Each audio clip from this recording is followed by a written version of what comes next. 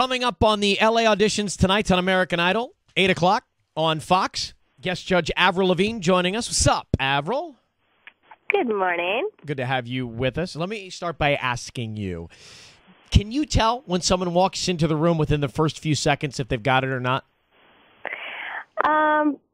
Not until they open their mouth, but pretty much right away as soon as they start singing. And I was actually really blown away by the talent of the majority of the contestants that I saw.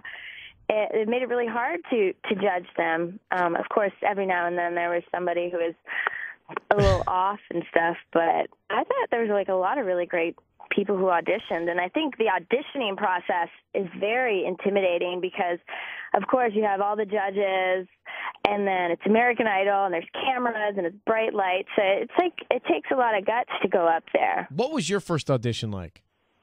My first audition?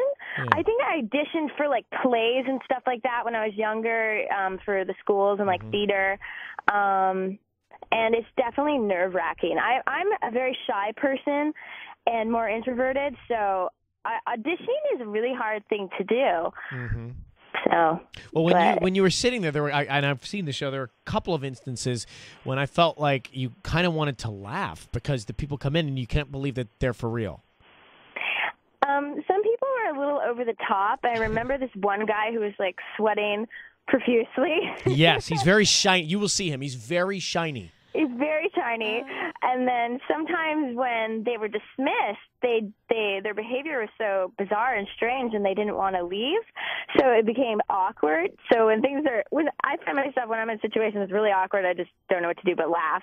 But I had a really fun time, and like all you guys were so nice, and I was really impressed with Simon because he's been doing it for so long, and like he would wrap up everyone would go through and say yes or no or give their opinion on the contestant, and he would wrap it up so perfectly. I was like, and I didn't really think he was mean. Everyone thinks he's mean. I thought he was really smart. No, he's pretty nice. He's very smart, and I've taught him how to wrap it up nicely at the end of each of his auditions.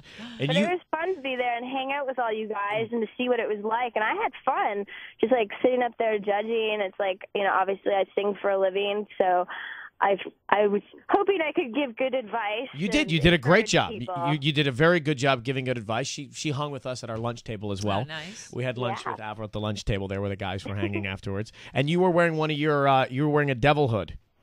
Yeah, is that from one of my yours? line, Avedon, yeah. So you can see her sort of hiding underneath her devil horns every once in a while, especially when the shiny contestant is in there tonight. 7:34. Let's come back with Avril Lavigne in just a second at Kiss FM. Avril Lavigne with us. She's got a song in Alice in Wonderland. How'd that come about? Oh, actually, how it came about was I was doing an exclusive collection for Avedon and Alice in Wonderland of my line that's sold at Kohl's. And so I was in the Disney offices, in the boardroom, doing a meeting, going through designs and stuff, and I just said to the people at Disney, I said, hey, I'm writing songs right now for my album. If you guys want me to write a song for the movie, I'd love to. And then my manager gave me a phone call after, and they all talked, and they went back to Tim Burton, and they said, yeah, give it a shot. And so I got off the phone, sat down at my piano at home, wrote the song immediately. I was so inspired because I had been designing for the movie the clothing for my line, so I had like all the images in my head. Right. And I just wrote the song immediately, and then I went in and I took a meeting with Tim Burton and played it for him, and then gave him the CD, and he was lovely. And he called me, and he was like, I love the song. It's perfect. And I was just like, wow, this is so cool. That is a great lesson for anybody who, like you said, is shy, that you ask for what you want. You got to go for it. Because if you didn't ask for it, then you wouldn't have gotten it.